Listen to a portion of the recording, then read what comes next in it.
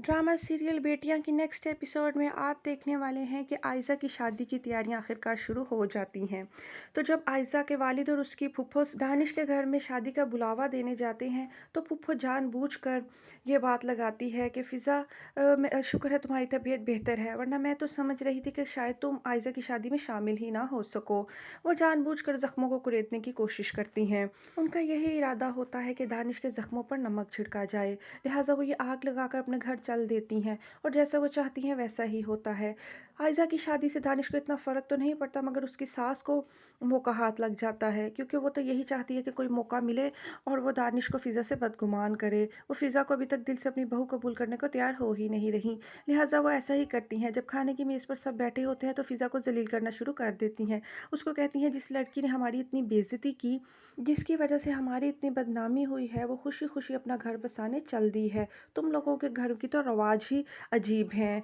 मेरे बेटे को तुम्हारी बहन की गलतियों का खमियाजा भुगतना पड़ रहा है।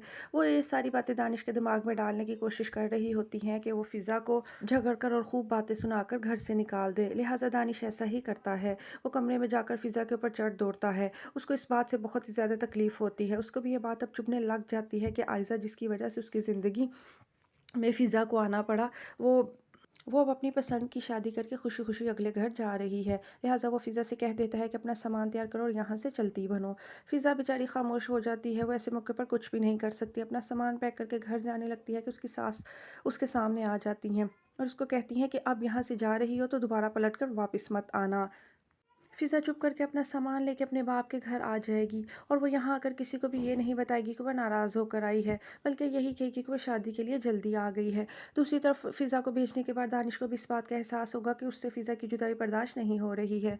उससे अब फ़िज़ा से मोहब्बत हो गई है, मगर अब सिर्फ़ उस पर इस बात का ही भूत सवार है कि माज़ी में आयज़ा ने उसको बेइज़्ज़त किया था। लिहाज़ा इस वजह से वो फ़िज़ा को अपने दिल के जज़्बात बताने से कासिर है। लिहाजा वह इस बात को फ़िज़ा के सामने अभी कबूल नहीं कर रहा। दूसरी तरफ साद और आयज़ा की शादी का दिन आ जाता है। आयज़ा की सारी बहनें बहुत हल्ला गुल्ला करती हैं और बेहद खुश हैं। फ़िज़ा भी आयज़ा को दुल्हन के रूप में देखकर बेहद खुश होती है और कहती है कि तुम बेहद खूबसूरत लग रही हो। अल्लाह तुम्हारी ज़िंदगी को खुशियों से भर दे। मुझे तुम्हारे लिए बेहद खुशी है। मगर आयज़ा बेचारी अपने रिश्ते की तलख़ियों को भुला ही नहीं पा रही है, लिहाज़ा वो कोई खुशी महसूस नहीं कर पा रही। जब उसे शादी के लिए स्टेज पर लाया जाएगा और निकाह का वक़्त आएगा, तो तब भी वो बहुत हिचकिचा रही होगी। मगर शादी तो बख़ैर आफ़ियत हो जाएगी। दूसरी तरफ साद इस शादी से बेहद खुश होगा। उसके तो पाँव ही ज़मीन पर नहीं टिक रहे होंगे। मगर शादी के बाद आहिस्ता-आहिस्ता उसको इस बात का एहसास होगा कि फ़िज़ा आयज़ा इस रिश्ते से खुश नहीं है, तो उसका दिल जो है वो मुरझा जाएगा। लिहाज़ा वो समझेगा कि आयज़ा के साथ ज़बरदस्ती की है और इस बात की उसको चुभन रहेगी। वो उदास और परेशान रहना शुरू हो जाएगा।